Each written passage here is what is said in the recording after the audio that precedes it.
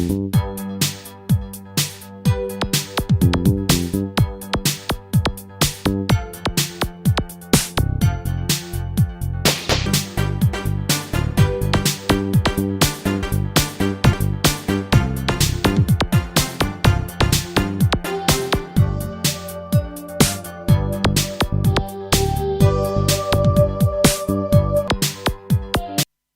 the headlines, President Tinubu to attend Sustainability Summit in UAE.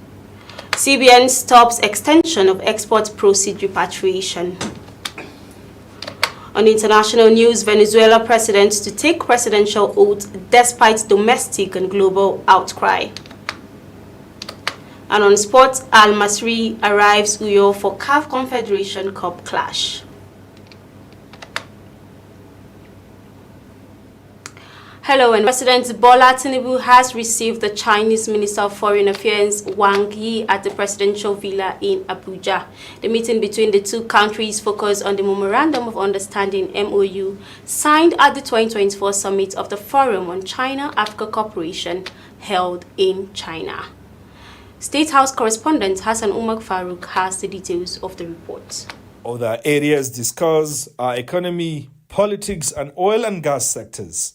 Briefing State House correspondent Mr. Wang Yi, the Chinese Minister of Foreign Affairs, alongside his Nigeria counterpart Ambassador Yusuf Maitamatuga, after a meeting with President Bola Tinubu, urged Nigeria to issue panda bonds in China to generate revenue to finance infrastructural development. To issue the panda bonds because its safety will be guaranteed through financial and achieve three major outcomes. Over more than half a century since the establishment of diplomatic ties, no matter how changes occur in the international landscape, China and Nigeria have always, in the spirit of mutual respect and equality, deepened our friendship and pursued practical cooperation, setting a fine example of South-South cooperation and an important exemplar of China-Africa cooperation. His government will work with Africa to address insecurity and achieve long-term stability through development. We should continue to make our relations exemplary, dare to be the first, and to provide momentum and confidence for high-quality development of China-Africa cooperation and the modernization of Africa. Earlier speaking, the Minister of Foreign Affairs, Yusuf Maitamatuga, said Nigeria has consistently proven effective in leading other countries in addressing to the implementation of the agreements and MOUs, and also, of course, to ensure that we expand this upgraded relationship, which is the comprehensive strategic partnership. It covers several areas. From State House, Abuja, Hassan Umar Farouk, for Liberty News. Hassan Umar Farouk for that report. President Bola Tinubu is set to attend the 2025 edition of Abu Dhabi Sustainability Week in United Arab Emirates. Disclosing this in a statement, presidential spokesman Bayo Onanuga said the summit will take place from January 12 to 18, 2025. Tinubu's planned trip to the Middle East is at the behest of the President of the United Arab Emirates, His Highness Sheikh Mohammed bin Zayed Al Nahyan. He said the summit would also pave way for high-value agreements and commended President Bola Tinubu's economic policies, saying it has restored the dwindling hopes of most Nigerians. Also, they have been able, and in the area of capital, the Honorable Minister have also mentioned, among other things, that as he speaks, the capital releases are currently going on, especially for those whose warrant is available. The releases has commenced as we speak, and that will remain the trend since the budget has been extended to 30th of June of 2025. That by the grace of God, 2024 budget will perform at 100% the capital element of it. And in particular, I would like to draw all important revenue.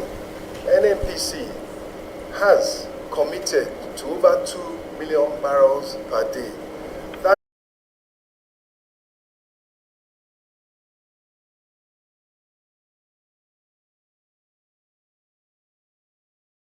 performance of the 2024 budget and review of the 2025 budget presently before the National Assembly. About 2 months ago, the World Bank presented the economic outlook on Nigeria, and they noted in the report the significant increase in revenue to GDP ratio between less than 9% to about 11%. And they made the remark that countries that have achieved 770 basis points have generally on data done well. And the GDP growth we have witnessed successively of above 3%. Some you have to come.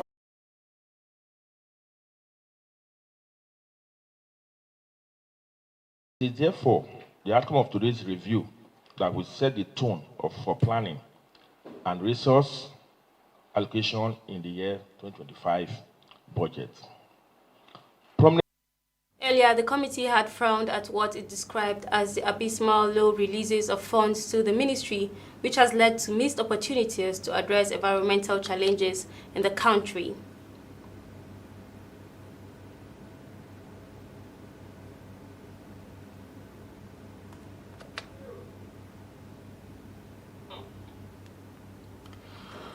In a split decision of 2 justices to 1, the Court of Appeal in Abuja has barred the Federal High Court in Kano from adjudicating over the Kano Emirate legal battle. The appeal matters on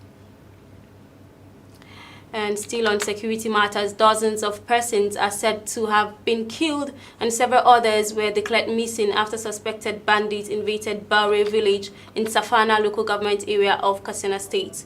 Baure village is widely known as a bandit den when bandits have significant control. A resident named Withheld told newsmen that the attack took place on Tuesday when the hoodlums were on a rampage visiting house to house in the area. He said that during the attack, about 15 persons died on the spot, while several others are still unaccounted for. The police spokesman, DSP. This is coming to you live on all our social media platforms on YouTube, Instagram, and Facebook, and still to come in the bulletin. CBN stops extensions of export proceed repatriation. And on international news, Venezuela president to take presidential oath despite domestic and global outcry.